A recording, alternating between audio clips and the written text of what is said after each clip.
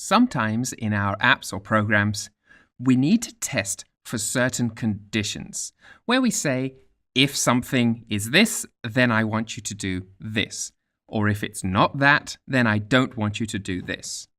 And another way of writing that is by using switch case statements. Let's see what each of these are by implementing some of them inside of our playground. Let's start by creating a var mynum is equal to 33, which is my age.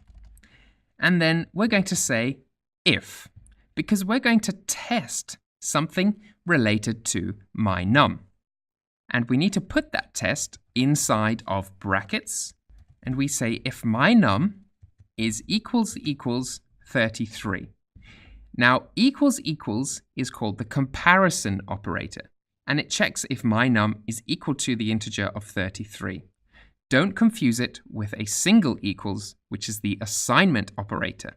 The assignment operator, if you remember, makes 33 equal to mynum. So we're comparing in this if statement. And if this is true, then everything inside of the if statement is going to execute. So open curly braces, and Swift should close some below for you. So if this is true, then I want you to print my number. And that should print it out over on the right-hand side. There we have our print statement. So my number is definitely equal to 33, therefore it printed it. But what if we want to test for a different number? Well, we wouldn't want to write lots of if statements all chained up because there are lots of errors waiting to jump out at you with that approach. What we want to have here is an else statement. So we're saying if my number is not equal to 33, then I would like you to check else if my number is greater than 33. And then I want you to do something. So let's print old man. So now if my number is greater than 33, it should go to this section. So let's change it. Let's put it to 34. And look, we have changed our printed statement. We now have old man. Then what if we were comparing a number and we wanted to run a default statement? So if none of these evaluated to true, we can have a default statement with else, where we don't actually put anything in brackets. We just have a block of code we want to execute. Let's print, in this case, young man.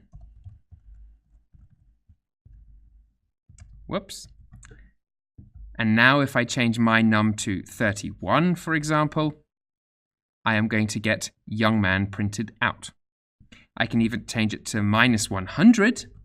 And I guess technically that is a really, really young man. And it prints out young man for us. So let me change this back to our 32. And now I wanted to show you the difference between an if-else statement and a switch case. And that is primarily the structure. Because if-else, it kind of gets convoluted and it's hard to read in a program. You know, when you're skimming over your code, that would be difficult to understand immediately what's going on. So a switch case statement kind of gets around that limitation. Let's have a switch. And if you press the autofill, it tells you switch requires a value. And then it gives you a case of pattern and code and a default of code. So we're going to pass over the value of mynum. And we're saying the case where mynum is 33, I would like you to print mynum. And we can add another case to that if we wish. Let's have case, and let's have from 0, ... backwards triangle, 33. So if we have a number between 0 and 33, then I would like you to print young. And our default code, let's have a print of old. So, whoops, I've got to put that, of course, inside of quotes, and then we should be good to go. Right, so my current value of my num is between 0 and 33, which means my program prints out young. If I change it to 33 exactly, all of my if-else and switch cases change automatically. So if-else and switch case allow you to check for a certain condition, and if you have many of them, I would advise you to use the switch case statement method because it's just a little bit neater than a whole string of if-elses.